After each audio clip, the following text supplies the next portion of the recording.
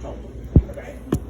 I have two different proofs of this. I have what I would call a boring but true proof. Okay.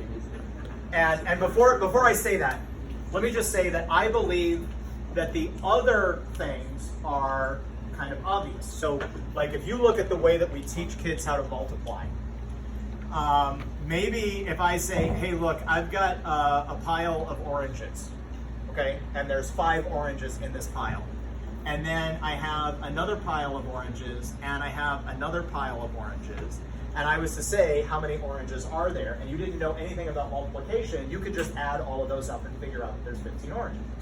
And then I could say, well, look, you did this 5 plus that 5 plus this 5 to get 15.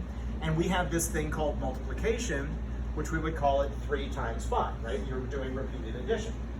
And I think that that picture right there makes it pretty clear that a positive number times a positive number is, in fact, a positive number, right?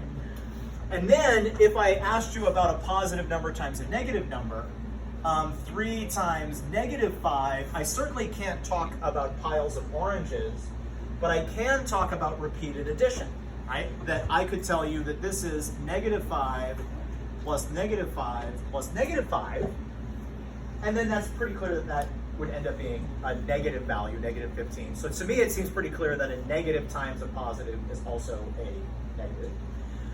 But then when I start asking questions like negative 3 times negative 5, both of these arguments disappear. I can't add negative 5 to itself negative 3 times. I certainly, listen to this. If you have negative 3 piles of oranges, and in each pile there are negative 5 oranges, then you have 15 oranges. There's no way that that works. Okay?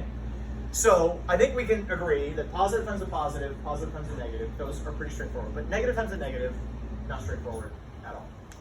Okay, I have a boring but true proof. Okay? My boring but true proof is that negative 1 times negative 1 is equal to positive 1. If I can prove to you that negative 1 times negative 1 is equal to positive 1, then I can prove to you that negative 3 times negative 5 is negative 15 by saying that this is negative 1 times negative 1 times 3 times 5, right? I could just separate the negatives out there, and if I got that one, then that put together is positive 1. Is everybody cool with that? Yeah. Okay, great. So I'm going to prove to you that negative 1 times negative 1 is equal to positive 1. Boring but true. Negative 1 times 0 is 0. Everybody cool with that? Yeah. Right? 0 times anything is equal to 0. It's called the 0 property. And then if I replace the 0 with 1 plus negative 1, then that should also be 0, right? Because 1 plus negative 1 is 0, so I haven't changed anything. Nod your heads. Everybody cool with that? Yeah. Okay. I also have the distributive property. So if I distribute there, I will have negative 1 times positive 1 plus negative 1 times negative 1, and that has got to be equal to 0. What is negative 1 times positive 1? Negative 1. Negative 1, and that's one of the things that we're cool with. Okay, so that's going to be negative 1. And then I have to add that to this thing, and I don't know what this thing is. Negative 1 times negative 1 is equal to 0. Well, what does that thing have to be in order for this thing to end up being equal to 0?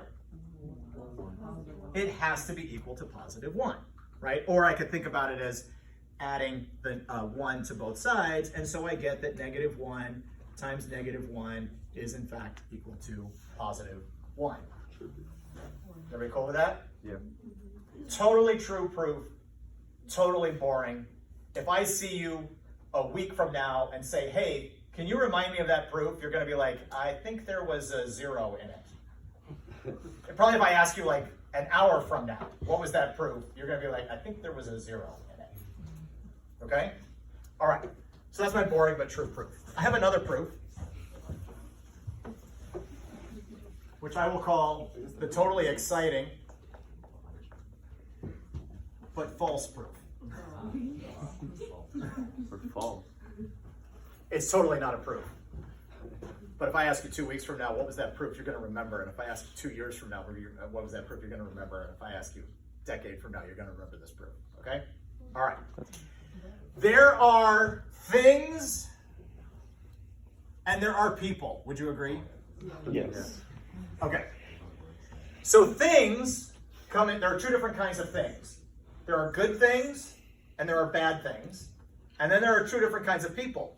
There are good people and there are bad people. Does your life experience tell you this? Okay. So I'm gonna represent good with plus and bad with minus. Sometimes good things happen to good people, and that is good. Sometimes bad things happen to good people. That is bad. Sometimes good things happen to bad people. That is bad.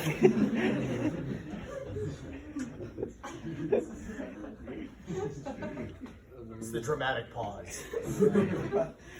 And then sometimes bad things happen to bad people, and that is good. It's my totally exciting but false proof of the fact that a negative times a negative is a positive. Everybody, oh, perfect. Everybody have a good day, and I'll see you tomorrow.